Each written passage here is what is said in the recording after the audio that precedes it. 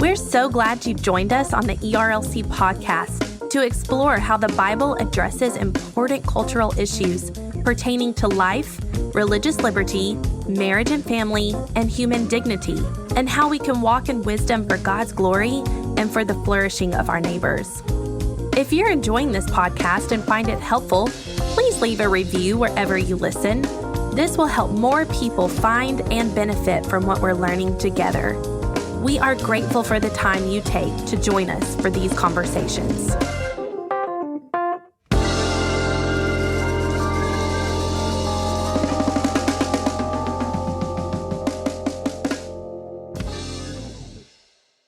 You're listening to the ERLC podcast.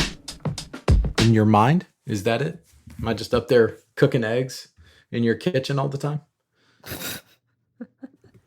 That's one of my wife's favorite things is when I say I love to live rent-free in other people's brains. Bingo. I've never even heard that saying. I mean, Josh trots that out fairly regularly, and it's a good one, and he should. Yeah.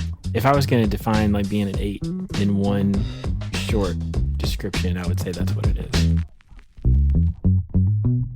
Hello, and welcome back to this week's episode of the ERLC podcast, where every week we're talking about our work here at the ERLC and focusing on what Christians need to know about the things going on in the world. I'm Josh Wester, and with me on the podcast today, as always, are my co-hosts, Lindsay Nicolay. Hello, everybody. And Brent Leatherwood. Hello, y'all. I'm in the same home where our guest will appear from today. How crazy is that? What a big day. So I was about to make this big thing about our, we always say there's a special guest, but today it's like a really special guest. But yeah, so Brent has already pointed in that direction. Joining us later in the podcast will be Brent's much better half, Meredith Leatherwood. She is a bunch of wonderful things. I'm excited for you guys to get to meet her and hear about her career. And, she'll tell us a little bit about what it's like to put up with Brent. It's going to be a big day. But before Meredith joins us, let's get into it. Lindsay, tell us what the ERLC has been talking about this week. So the first article that we're going to take a look at is important, but it's also about a sensitive subject matter that if you have children in the car or around you while you're listening to this podcast, you might just want to take a minute and get them occupied elsewhere so that their little ears don't listen to our conversation. We're going to cover an article by Jason Thacker, and it's about something that's happening during the pandemic that is disturbing, and it might go unnoticed by some because it's out of sight, out of mind. But this article is about how pornography is preying on the vulnerable in the midst of COVID-19. So you might not know it, but one of the world's largest pornography sites, it offered free access to people in some European countries during the lockdowns in order to keep people entertained, give them something to do, which is just horrible. And they put out these statistics and these reports, and they've reported during the pandemic that they've also had an increase in, obviously, of usership from 38 to 61% throughout these European countries. But also they've had an increase in the type of pornography that people are looking up worldwide. So, for instance, virus-related pornography. So this is something very insidious. It is something that an industry that preys upon basically our sinful nature, preys upon the vulnerable. Jason goes into the problem of pornography and what's at the core of it, that we treat people as objects and not as holistic human beings, embodied souls. So I'd encourage you to read this article. Many people in our churches are probably wrestling with pornography. We have to be aware of what's going on. We have to be ready and willing to speak the truth. We have to fight against the predatory pornography industry. And then we have to be a refuge for those who are seeking forgiveness through Christ, redemption, and a refuge of protection for the people that this industry preys upon, the vulnerable. What I appreciated about this piece from Jason is, he's talking about something that is a delicate subject. I mean, obviously, you just gave a warning for listeners who are parents with young children who might be in the background. But at the same time, he's taking a very strong convictional biblical stand against this. And I think we often forget how pervasive pornography is in our culture and within our pews. And this is something that we have got to consistently confront. Me as a man, I need to hold my Christian brothers in particular accountable, but it's something that even women wrestle with, and we can't forget that. And so pastors, our audience members who are pastors, I would encourage you, continue to speak against this. Just when you think you have spoken against it enough, double down for the sake of the members of your congregation. That's a good word, Brent, that it's not just a male problem, but female problem as well. I think part of combating it, as you said, is speaking the truth, learning what God's word says, and then also understanding, as I mentioned before, that Jason talks about the core of the issue, kind of why we do what we don't want to do. So the good news is that there is always the offer of forgiveness and redemption through Jesus Christ. And so we've got to be a church community that allows for open communication in appropriate circles of friends and trusted brothers and sisters in the Lord to hold one another accountable.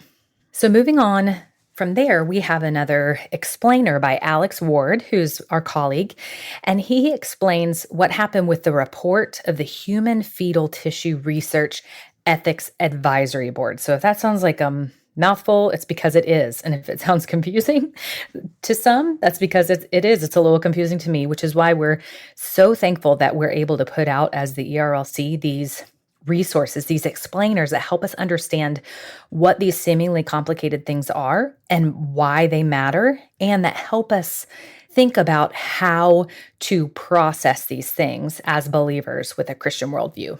Yeah, these explainers that we put out, they're very helpful because all they are is trying to take some complicated subject, in this case, fetal tissue research, and make it accessible in terms of what's going on for those who are not experts in this field. And so in this case, what happened is that one of the kind of leading questions in bioethics right now surrounds human fetal tissue research. And the issue there is that a lot of important medical research is based on using these fetal tissues or fetal cells that come from human embryos that are not born. And so obviously, when those cells are harvested from children, unborn children who died as a result of an abortion, then there's a financial incentive to procure this tissue from aborted children.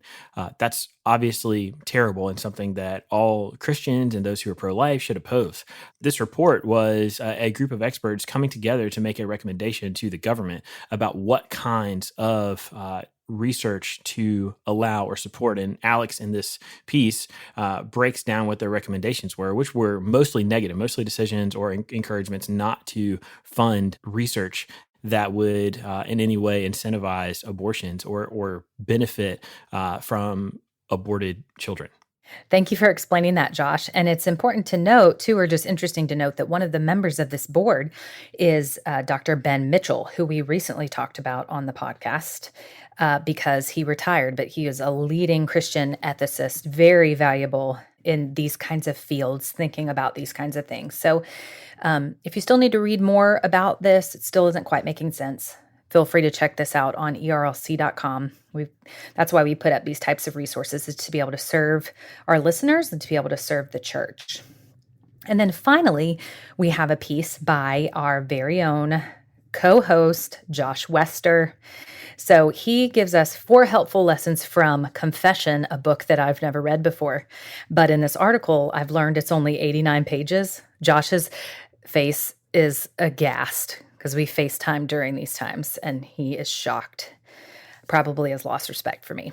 But a book that I've learned is only 89 pages, so I think I could do that. But it's Carl F.H. Henry's The Uneasy Conscience of Modern Fundamentalism. Some of the lessons that Josh draws out are things like Christianity is relevant and Christian ethics are personal and public. Christianity is robust.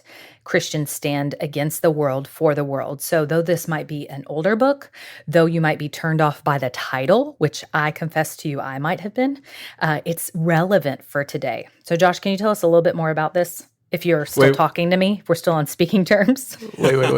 Okay. So you were shocked to learn that it's 89 pages just because it's such a robust read, right? Not because you've never read it, or is that? No, I was saying I learned it's 89 pages, so I should, like, the title makes it seem like it's a huge book. Right. But I learned that it's 89 pages, so I think I could read that. Okay. I wasn't shocked about that. Josh is shocked. So you actually that I read have it. never. No, I have not read it. Okay. No, that wasn't a lie. That was not just for your entertainment, folks. Okay, I was just making sure. I mean, it's only an incredible read to help understand evangelicalism, which I think is helpful in our line of work. So I would definitely commend this to our audience and maybe even our co-hosts. Is this a good time to tell you I haven't read many of C.S. Lewis's books either? No, it's not a really good time for that. I might as well just keep on letting you down. He was a pretty prolific author, and so I could see how you're still working your way through that canon. I've not read, the Space Trilogy because that's not really my thing, but, you should read C.S. Lewis because it's incredible. So, Aghast or Agog, Lindsay, I got to tell you, please read this book. I'm still trying to recover from the, tell us the more emotional about shock. Look, Carl F.H. Henry was a titan in the burgeoning evangelical movement. He was the founding editor of Christianity Today. He was one of the most important Christian thinkers in the 20th century. And this book, The Uneasy Conscience of Modern Fundamentalism, like one of the first things I say in this piece is don't let the title throw you. I get that, I would make the concession, even though I love this book and I've probably read it more than 10 times because it's only 89 pages and you can do that. I would change the title if I could, because I think that's a real impediment to a lot of people reading this book, but it really is fantastic. He wrote this a few years after the conclusion of World War II. It was a weird time in the United States and in the Western world as they were confronting the realities and the horrific realities coming out of the war, including both the Holocaust and the first ever deployment of atomic weapons in history, and grappling with that, having come face to face with evil in what they saw in the Holocaust and with the Nazi regime, and then, experiencing this kind of post-war boom of economic recovery, trying to figure out the spiritual landscape there was really, really a unique kind of challenge. And so Carl F.H. Henry issues this call that basically talks about the fact that it's not enough for Christians to be pious people who attend church and read their Bibles and focus on spiritual things. What he says is that this book is about the Christian social ethic. It's about the fact that our faith has not only a vertical aspect, but a horizontal aspect as well. And that we are called as Christians to have our private, personal faith in Jesus, where we repent and believe and trust in him for our salvation, that is in turn supposed to be a very public faith that not only changes the way that we live our lives, but changes the way that Christians live in the world. And that's so appropriate, especially for the cultural moment that we find ourselves in the United States, and all of the social ills that are being exposed, and all of the confusion, the turmoil. Christians are to be, even the Christian infighting, a call for Christians to be salt and light and to be active in the public square, in social life, for the good of our neighbors and for the glory of God. So Brent and Josh, that's your look at what's happening at ERLC.com. Hey, thanks, Lindsay. And that takes us to our culture section for the week. So, Brent, there is obviously a lot going on in culture this week, and particularly with weather patterns, which is what I imagine you're going to take us to. So tell us what's going on. Josh, that was a perfect segue, and that is exactly where we are starting this week. So we are going to the state line between Texas and Louisiana, because that is where a massive hurricane named Laura made landfall early Thursday morning, right off the coast. Hurricane Laura made landfall in Louisiana as a Category 4 storm. The storm has battered large portions of the state, as well as portions of Texas and Florida. It currently, as of our taping right now, has been downgraded to a Category 1 storm, which is fantastic. But this storm, it grew in strength immensely the last 24 hours before landfall. As a matter of fact, it's I think they're still weighing the data, but it is going to be one of the strongest storms right before landfall in terms of its growth. At least one person has died so far, and an estimated 500,000 are without power as Laura continues inland. Authorities have warned of an unsurvivable storm surge, particularly in places like Lake Charles, Louisiana, which is a very low-lying area, with floodwaters expected to reach over 15 feet in some areas. And this is according to the latest reporting in Yahoo News. Earlier this week on the ERLC front, I was actually given the occasion to speak with one of my counterparts over at NAM, and they already were preparing to mobilize and utilize all of the efforts that Send Relief provides to send help to this area of the Gulf of Mexico. And so, I'm just really thankful that we as Southern Baptists have an arm dedicated to responding in a moment like this. But at the same time, my thoughts and prayers are with the hundreds of thousands, if not millions of folks that are in this storm's way. Yeah, Brent, I have an aunt, an uncle, and my cousin and her family live there in Louisiana. They're in Mandeville, which is on the other side of Lake Pontchartrain. Is that how you pronounce it? In New Orleans. And they have faced significant flood damage from several hurricanes. So that's what they were battening down the hatches for this time around. I talked to my dad yesterday. They were trimming some trees just to protect from some roof damage. It'll be really interesting to see the storm surge and how that affects people, because if you saw the Weather Channel's Twitter account, before the hurricane made landfall, they showed a video of what the expected unsurvivable storm surge could be. So these times are just a reminder, too, how we just cannot control nature, and how we, in a fallen world, we are just at the mercy of the Lord to protect us and to redirect these storms and to make the wind and the waves be still. So as you said, Brent, we're thankful that it's been downgraded to a Category 1, and we just need to be continuing to pray for those in its path and waking up and dealing with the aftermath. And also, I second how grateful as Southern Baptists we should be for Send Relief. They're incredible, and this is where they shine. Yeah, and just to kind of put a bow on this conversation about Send Relief, I mean, they are literally being the hands and feet of Jesus in this moment. People have been cast into a intensely vulnerable situation because of the storm, whether it's from the storm surge and the water, or just the flooding up inland, or the wreckage caused by these record force winds. Our colleague Megan Smith, who helps us prepare for the show, she noted that this is the strongest storm to hit Louisiana since 1856. That means this storm is even stronger than Katrina. That is just incredible. So Josh, actually picking up off of something else you said earlier, the three of us have lived in kind of hurricane zones at different parts of our life.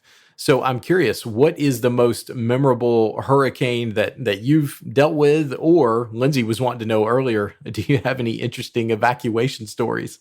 I grew up in Jacksonville, Florida, and thankfully we were kind of in what I call the armpit of Florida.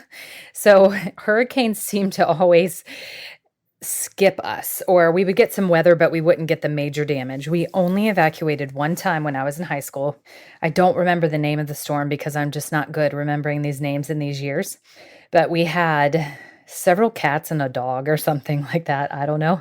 And we drove to Georgia to a friend's house in the woods, and we were okay, thankfully. And everyone else was okay in Jacksonville, but we lost one of our cats in the woods. Oh, it's a sad story. Better than losing the dog. Oh, man. Yeah, some people might celebrate, but still I feel so bad. Well, this is a pro dog podcast, so there's that.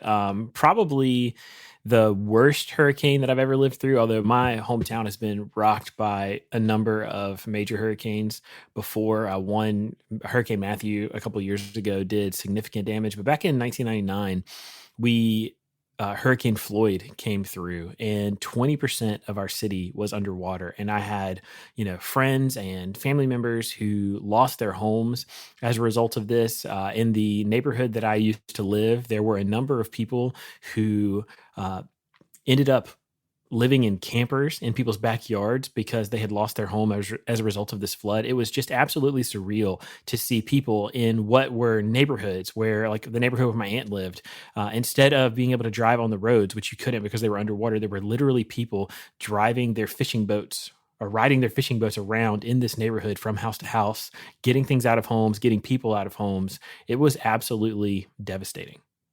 Yeah. And, for my part, I remember in 2004, I was taking my first job right out of college, which was on a U.S. Senate campaign based out of Orlando. And Hurricane Charlie, which was the first of 4 hurricanes to make landfall that year, which was just insane. But this storm came up from Southwest Florida all the way up to inland Central Florida, right by Orlando. And by the time it got to Orlando, it still was packing 90 plus mile an hour winds, which is really incredible. And I was leaving the office as the storm was really approaching. And, usually it gets pretty gray and overcast before a hurricane actually gets to you. But this was the very leading edge of it. And I just remember pulling away from the office and getting to an interstate that would take me north to where I was staying. And it looked like that scene out of Independence Day where this giant wall of cloud is coming over you. And you're just thinking, okay, maybe I'm actually about to come to an end right here. And so, but that was the first of 4 hurricanes. As a matter of fact, it swamped my apartment and tore the roof off of the 3rd floor of it. And it was just a wild few weeks of recovery because, again, 2 more storms ended up coming through Orlando, and then another one hit the panhandle of the state later on that summer. So we have all survived, and I am thankful that the 2 of you have, and we can do this podcast together and have good stories to share. Well, Brent, you mentioned Independence Day, so I want to give you a nod on bringing up another excellent movie. And who was the governor of Florida that year? Jeb.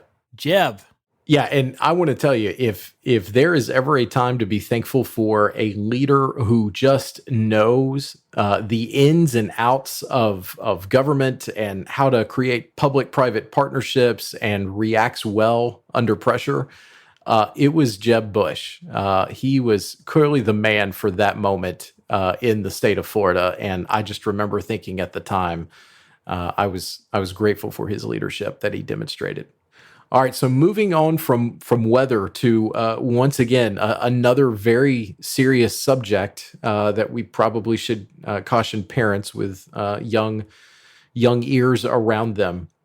Our next news story takes us to Kenosha, Wisconsin, where sadly we're having to talk once again on this podcast about the shooting of an unarmed black man. His name is Jacob Blake.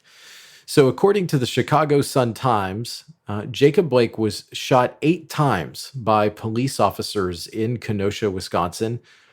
There was a viral video of the shooting that probably many of our listeners have seen. Some witnesses say that Blake, a 29-year-old black man, was simply trying to break up a fight Sunday evening. A cell phone video of the incident shows Blake walking around and opening up his car door before appearing to be shot in the back by police. A report suggests that Blake may have been reaching for a knife in his car, but no other weapons have been found in the vehicle. Right now, Blake is paralyzed from the waist down. His father, giving an interview after all this, he was quoted as saying, "What justified all those shots? What justified doing that in front of my grandsons who were in the vehicle at the time of the shooting? What are we doing?" Authorities said 2 people have died after gunfire erupted with demonstrations during the fallout from this in Kenosha. And at least 3 people were shot Tuesday evening, and authorities are searching for the suspect of that violence from that night.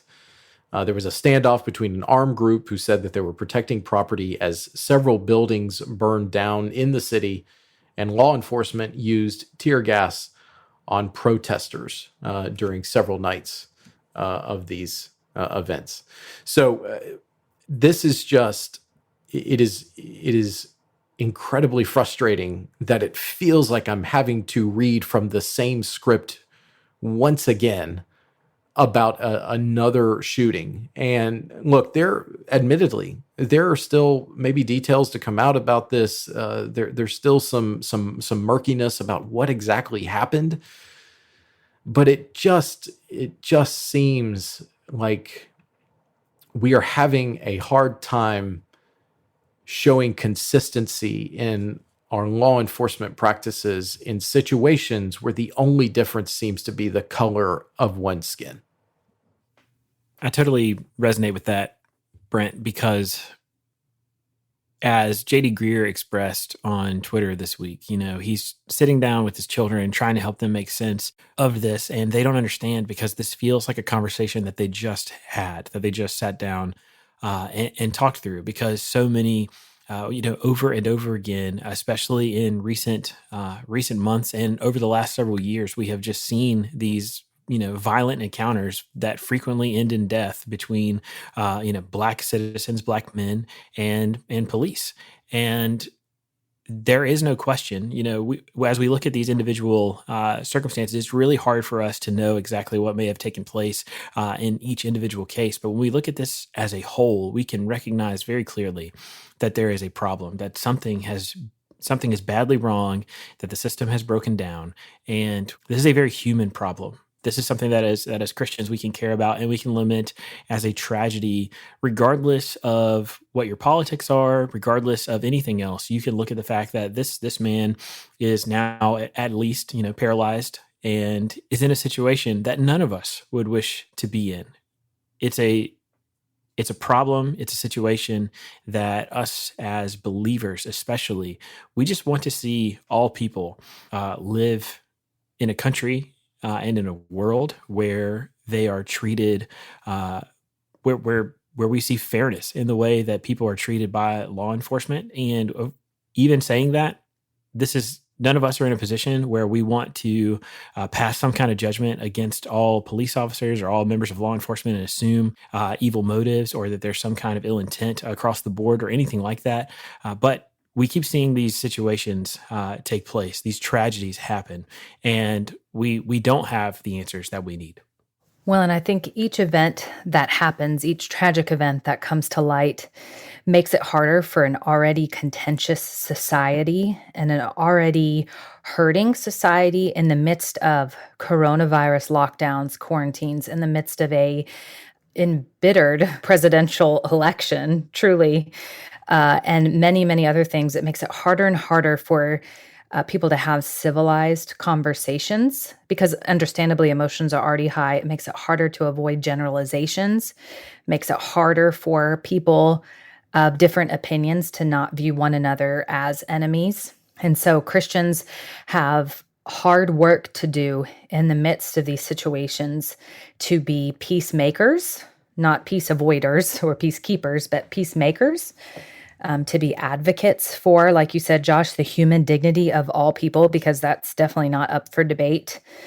And to be good listeners and good sympathizers in places where, and in discussions where we don't understand and where we may have differences. Because once again, what's not up for debate is how all people are made in God's image and should be treated with dignity and respect. I think it's fair for us to ask, like, okay, why is it that an individual like a Jacob Blake or a George Floyd has the maximum use of force against him versus someone like a Dylan Roof, who has just murdered people in cold blood, is escorted out of the church where he perpetrated that heinous act? I mean, those instances, the results are just incongruent, and I don't. I'm just left speechless as we read another account like this. The discrepancy that you point out in these cases is just too much to explain away. And so I think that this is something that, obviously right now we're in the middle of a national conversation about this, about what can be done, about what kind of reforms are needed in law enforcement, about policing practices. But there is no question that something has to be done, because what we are looking at is it's just too much. It is undeniable that we are in desperate need of better answers and better solutions. I am oftentimes struck how in many of these instances there's these little signposts that I think we as Christians should be keying in on and seeing. So this comes from Jacob Blake's mother, Julia Jackson, who on Tuesday this week, she said, quote, "We need healing. As I pray for my son's healing, physically, emotionally, and spiritually, I also have been praying even before this for the healing of our country. Let's use our hearts, our love, and our intelligence to work together to show the rest of the world how humans are supposed to treat each other." And that just reminds me from kind of both directions. We are all a product of the fall, and so we absolutely need healing, and that breach that began with Adam and Eve, it's not going to be repaired ultimately until Jesus decides to repair it. But then I'm just reminded that we need to continually be in prayer, and that is something that Jesus calls us to. And I'm just so thankful that Jacob Blake's mother, in this moment of what I imagine is very intense pain, that she found a way to remind us of the people that we should be, particularly as Christians in this moment. Elsewhere on the domestic front this week, the Republican National Convention took place in a virtual format, of course. Viewers saw the week kick off with President Trump being called, quote, "the bodyguard of Western civilization." That kind of light on the hyperbole there. And speeches from Kellyanne Conway and First Lady Melania Trump, trying to show the softer side of the president. Honestly, I was appreciative of some of those personal stories that they were able to share by our commander-in-chief. And there were multiple speeches by Americans from all backgrounds, which, I mean, I would say as somebody that has watched convention after convention every 4 years in my life, I've actually really appreciated this new addition to the programming of the conventions from this year from both parties. The event is set to conclude with the final keynote address from President Trump from the White House. And that last point has been a bone of contention this week, as several official events have been featured in the midst of this political convention, which many analysts see as a violation of the Federal Hatch Act, which states that no federal officials or federal taxpayer resources may be used to sway an election. So obviously, whether it was the official pardoning of one gentleman or the naturalization ceremony that took place for a handful of immigrants in the White House, there have been folks questioning whether this is above the board ethically and legally.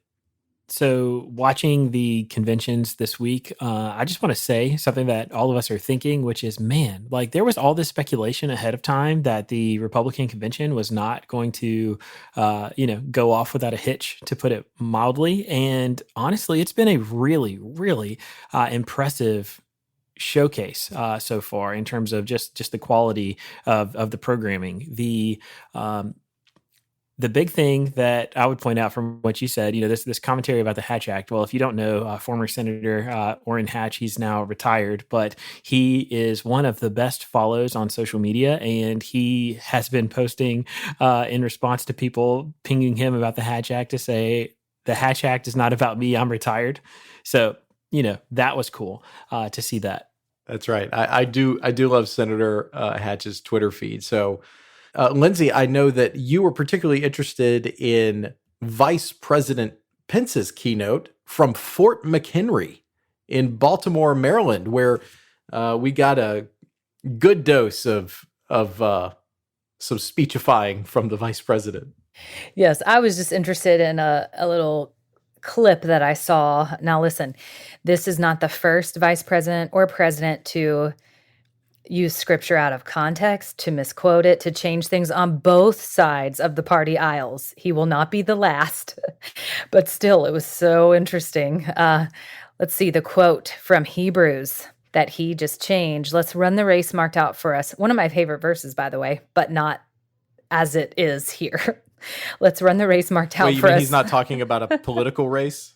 No, that's in that verse. Wait, it just is kind of shocking. Let's run the race marked out for us. Let's fix our eyes on Old Glory and all she represents. I am thankful for our country, but I'm not fixing my eyes on her. I'm fixing my eyes on Jesus. Let's fix our eyes on this land of heroes and let their courage inspire. And let's fix our eyes on the author and perfecter of our faith and freedom. And never forget that where the Spirit of the Lord is, there is freedom. And that means freedom always wins. So it's just how do you say the word? Conflagration? Conflagration? Is that how you say that? Yes. I mean, I don't think you have to say it with the awkward conflagration. Well, I think that's it not rolls supposed off the to tongue be in just there. a little bit better.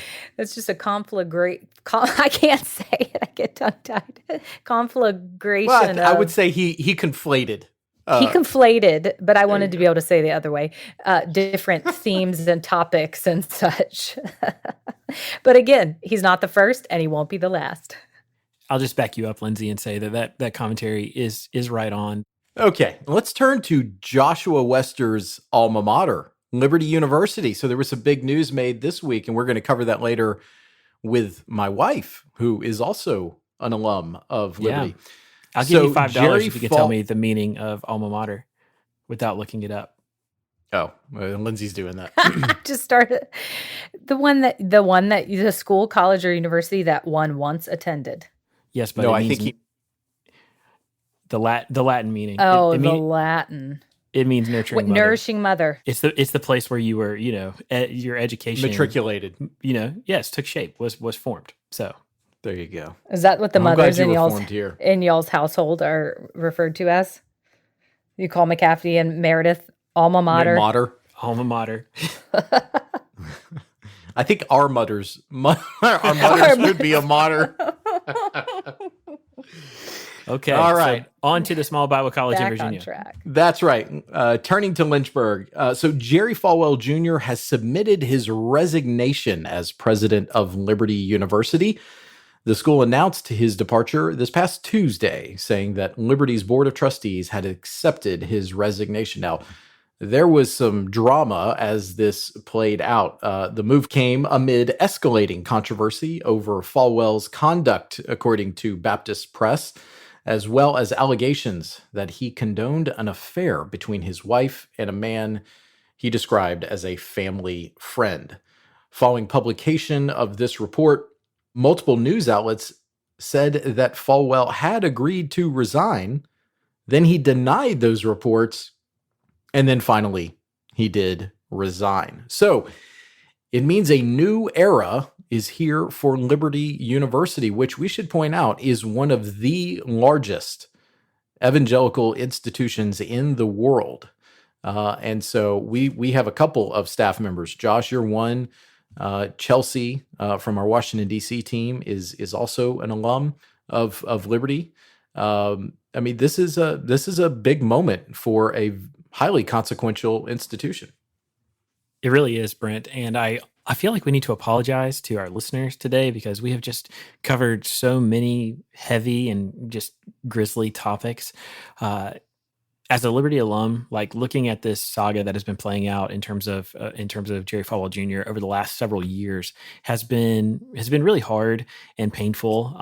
And I'm not alone in feeling that. I mean, that is kind of a widespread sentiment among Liberty students and alumni. And honestly, a lot of us are just grateful that it has finally come to a resolution, because Liberty is, as you mentioned, like it's the largest, if I have it right, it's the largest private higher education like institution in the world. It is, or certainly in the United States, and it's hugely important for what it represents. I mean, Liberty's mission is to train champions for Christ. Like if you go into their classrooms, if you're on the campus, like that is very clearly expressed. Their goal is to in providing education, to teach people what it means to use their minds, their hearts, to follow after Jesus and to make Christ known. And so there's just been this kind of dark cloud hanging over the university for the last several years. And a lot of people are very hopeful, even from statements that were made today to the student body, are very hopeful that it will be a new day at Liberty, because this is a hugely important institution. It is something that for Christians, they're responsible for the education of hundreds of thousands of people, the influence that it holds, and the potential that is there to shape the culture and to point people toward Jesus, not just in the students they're educating, but in all of the lives of the people whom their students will reach. This is monumentally important. It harkens back to Genesis 3 and Adam throwing his wife under the bus. And it is currently is a pathetic example of a leader and a man. I just have to be honest. But that's not to say that he is outside of the bounds of redemption at all. And that's what we hope for him. But his example currently is certainly not one to be emulated. That I want to retweet that comment. That was fantastic, Lindsay. Totally agree. And that's actually what my own wife has been saying in recent weeks. And so we'll get to hear a little bit of that in a minute.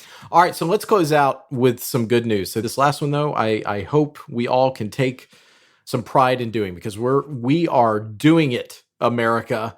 On the coronavirus front, new coronavirus infections fell by almost 15% over the past week, continuing a steady downward trend. The U.S. is averaging roughly just over 41,000 new confirmed cases per day, which is down significantly from 49,000 last week and over 65,000 per day at the height of the summer outbreak. The pace of new infections fell in 20 states, including the summer hotspots of Arizona, California, Texas, and Florida. In fact, California, which has been just a stubborn holdout, according to Axios, finally saw a significant drop down to 31% this week. That's really welcome news, and just keep wearing your masks, right, Lindsay? That's right. So, but let's end there, because that's some really good news. And so, Lindsay and Josh, that's your look at this week in culture.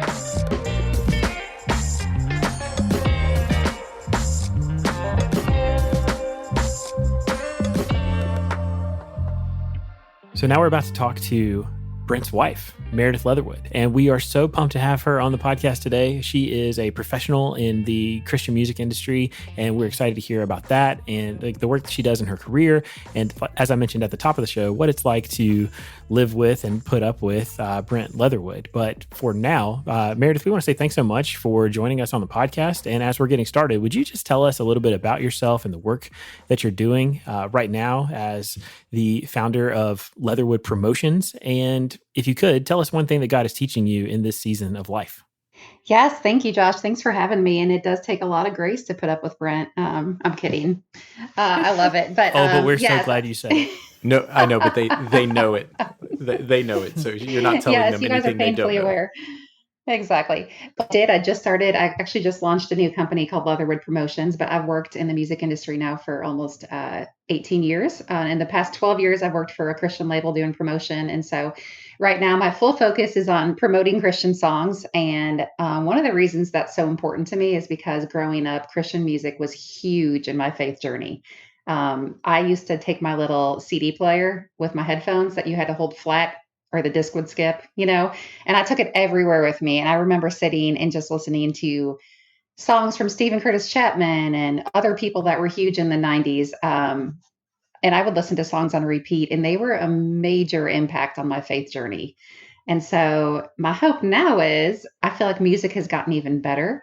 And so I hope now that I can help promote songs that are helping other people in their faith journey when they hear them. I would say one of the things that God is teaching me in this season is actually something that I read yesterday in scripture in 2 Timothy 1:8-9. Paul is talking to Timothy, and he tells him to not be ashamed of the gospel and to remember that we're relying on the power of God. He's the one that's called us with a saving power, and it's actually his power and not from our works. And so I think sometimes, I think all of us can tend to work a job where we don't maybe necessarily see the harvest of ministry. Like sometimes our job is maybe just planting the seeds.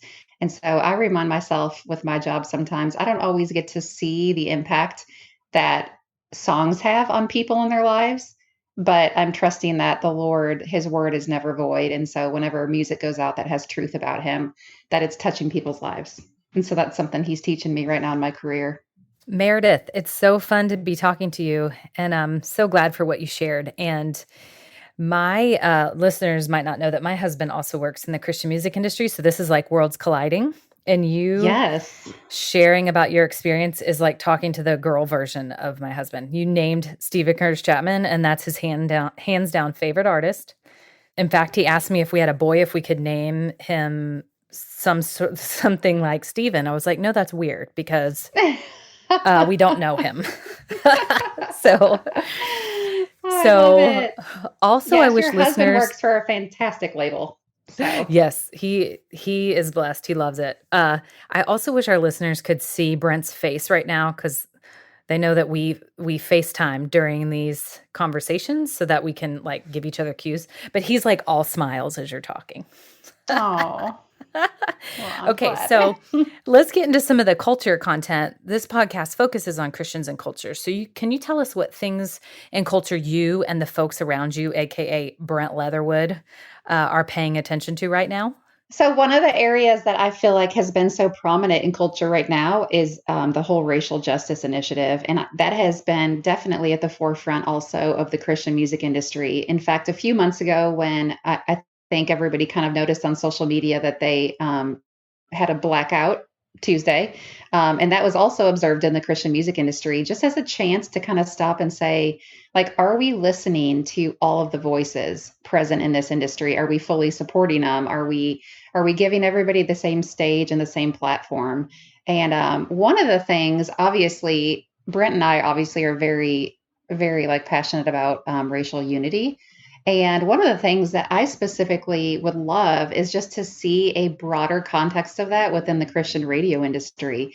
We have a lot of great radio stations, but the listeners tend to be of the white majority, and the artists tend to be of the white majority. And we do have some great Black artists, but I want to see that grow, and I want to see it look more like the church. One of my radio station visits I've done in the past few years, I had a great artist named Jasmine Murray with me. She is a beautiful Black woman, and we went to a station in Jacksonville, and it was so great watching her interact with some of the fans that were there. And there was this mom and two girls who are Black that came to meet her. And just to see them have a role model, these young girls have a role model that they looked up to that looked like them. And I just thought that was so important. Like, not that our role models, and the people that we respect have to look like us, but I think it's really key for our kids to be able to see, especially within the Christian faith community, people that look like them. And people that they can follow, who follow God and who want to be a champion for him. And so that's something that I think we definitely in our format want to work towards, like a greater unity in the community of faith. So as Josh mentioned at the top, you have recently started your own business in a pandemic, no less. So what's been the most rewarding and challenging aspects of your project so far on Leatherwood Promotions? Yes, I have. 2020 has been a year of a lot of new things and a lot of craziness in our world and in our home, starting a new business. I have loved it. I have to say, I was really nervous at first, but I have loved probably the greatest reward that has come with it is the freedom to be home, to work from home. We have 3 young kids, 2 of them in school, one of them still at home. So having that flexibility to be able to work and do my job, but also run and, do pickup or drop off or all of the stuff that comes along with having kids. That's probably been the greatest reward. I think the hardest and most challenging part is I think anytime you take on something yourself, I think you put a lot more work in. I think you put a lot more hours in because it means more to you. And so it's a little bit harder. It's a little bit more hours. But I've really loved it. And looking back now, I'm so grateful for all of the experience I've had before working for great companies. But I'm really happy now to be doing my own thing. Well, Meredith, we're so grateful that you're experiencing such a rewarding aspect of this new venture and thankful that people like you are in the Christian music industry. So this week, we want to talk about something that has been in the news and that is actually close to you because you attended there, Liberty University. So Liberty's been in the news. There's been a saga playing out there. You're an alum of Liberty. So what do you think about what's been going on and the way forward? Sure. I am. I'm an alum of Liberty. I went to seminary at Liberty. And just let me say to start off, I had a fantastic experience there. I graduated in 2012, though. So this was, about 8 years ago. But I had a fantastic experience with professors, and I loved everything about my study there. I have been really burdened and sad over the past few years to see just kind of what's come out with Jerry Falwell Jr. and some of the statements he's made. I was talking to Brent the other night about this. I'm especially burdened for his own children, just seeing this all play out on a public scale. But as far as Liberty University, when we attended my graduation, Brent and I were married. We were expecting our first child. And Brent and I both looked at each other and said, we would love it if our children came to this university someday. It's just built on a great mission. Ever since kind of the change in circumstances with Liberty, with everything involving Jerry Falwell Jr., we changed our opinion on that. We were like, I don't know if that university, is a place that we would look forward to sending our kids to anymore. But the one good thing about this that I think is I think it is time for him to move on. And I think that this is a great ground now for Liberty to kind of recapture that original mission that his father built the university for. And I think it still has a great staff. I think it still has a fantastic student body. I think it is doing a lot of the right things and offering, online education for people who maybe live near and far, who want a Christian education, but can't afford to go on campus or can't move to go on campus. So I do. I hope they bring in a new leader now that can kind of move forward and kind of revive some of those very key missional concepts that the original Jerry Falwell meant when he founded the university. All right, so I've got this final question, babe. And often when I describe for people what you do here in Nashville, I usually tell them that you kind of have the quintessential Nashville Music City job. You've worked in Christian music for a while now, and you've worked in the music industry for almost 2 decades. So give our audience a peek behind the curtains. What's the most interesting or unique story that you have from your time working in the music industry? Sure. There's a lot of elements over the years that I have enjoyed about this job, but I think I have a favorite story I'd like to share. I have a sister. She is the oldest in our family, and we actually lost her this past year to cancer. But Amy was born with Down syndrome, and she just had the most amazing spirit about her. She loved the Lord with all of her heart. And one of her favorite things in the world was Christian music, and she loved artists that I worked with. And so one of her favorite artists in the whole world that she would talk about all the time was Mercy Me, which is an artist that I've worked with for the past 13 years. And one week, Amy was in town visiting. She came quite a bit with my mom, and they would come visit. And I got a call from Mercy Me's manager, and they knew that Amy came to visit quite a bit. And so they said, your sister doesn't happen to be in town right now, does she? And I said, yeah, she actually is here. And they said, well, we're filming a new music video for our single at the time, which was called Flawless. And it's an awesome song just about how we're all flawless in Christ because of the work on the cross. And they said, would Amy like to come be in our music video? And I was like, are you kidding? That would just make her day. And so anyway, long story short, she got to go on the set and she got to be in the music video. And you would have thought that she was a Hollywood star on a movie set. She was so excited and so happy. And it makes it even sweeter now that she's in heaven, that I can go back and watch that music video and see her smiling face. And so that's just one of the unique opportunities, I think, over the past 20 years or so, that has really stood out to me as a fun day that really, really meant a lot to her and meant a lot to me. Well, so I want to say this. Thank you for being the first spouse to join us on the ERLC podcast. We're just breaking new ground. Well, I'm honored to be on. Well, Meredith, we just want to say thanks so much for joining us today on the podcast. It is really cool to hear, obviously, to learn more about Brent and the rhythms of your family, but also just your own story and your work in the Christian music business, and especially that kind of insider perspective. So thanks so much for taking the time to join us today. Thank you for having me. So now it's time for the lunchroom, where every week we tell you about the things that we've been talking about with one another. Brent actually is coming up on a deadline, so we're going to call this Lunch on the Go. Brent, tell us what's on your mind. Well, so what was on my mind this week is, I even remarked to Meredith the other night as we were walking around our neighborhood, I was like, I feel like I can sense a little bit of fall in the air. And now, granted, it was 87 degrees outside. Humidity was probably about its typical, 80%. So it wasn't quite autumn. But then I realized it wasn't the weather. It was Starbucks bringing back the pumpkin spice latte. So I know that fans of local coffee shops like Dean and Sarah are really excited to go ahead and don his traditional scarf and head through the local Starbucks drive-through to pick up his PSL. Well, they're back, folks. As of Tuesday, the pumpkin spice latte will be found in your local Starbucks. I actually don't like these things. But, neither do I. I'm glad you said it.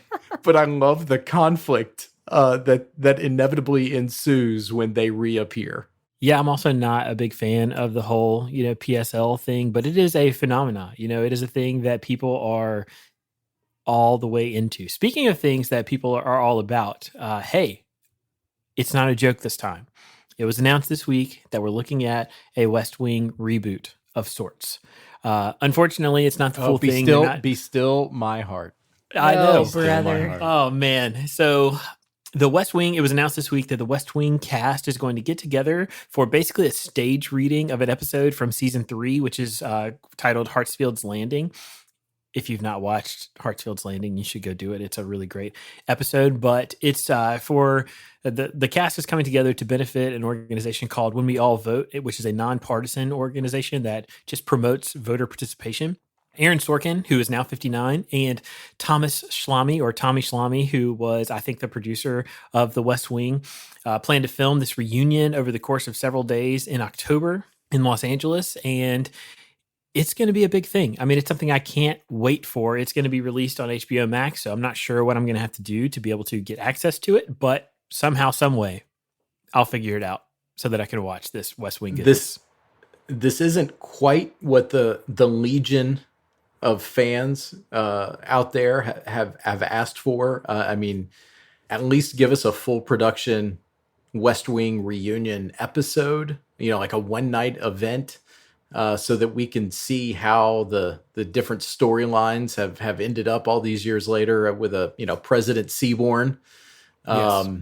So I'm just hoping it's like a supply and demand thing. I'm thinking just give us this, you'll get overwhelming response, which could lead to more good things down the road. That's true. So maybe I should be more optimistic, but I'll take it. So it's good to get the band back together. Let's move on from West Wing and close out with something different.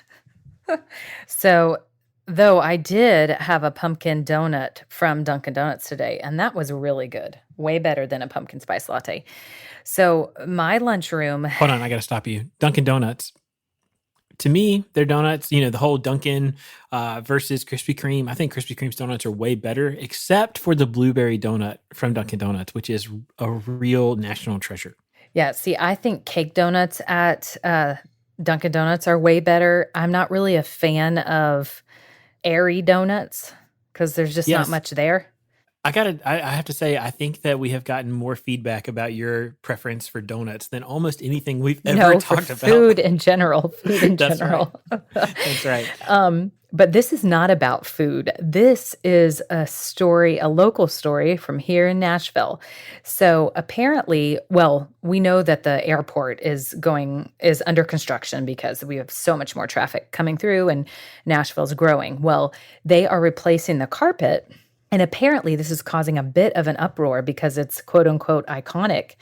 And someone started a social media account that has kind of caused it to go a little bit viral. If you've never seen the Nashville carpet, it was like this blue and brown and taupe and beige, lots of swirls in it. You can go on to the Instagram page.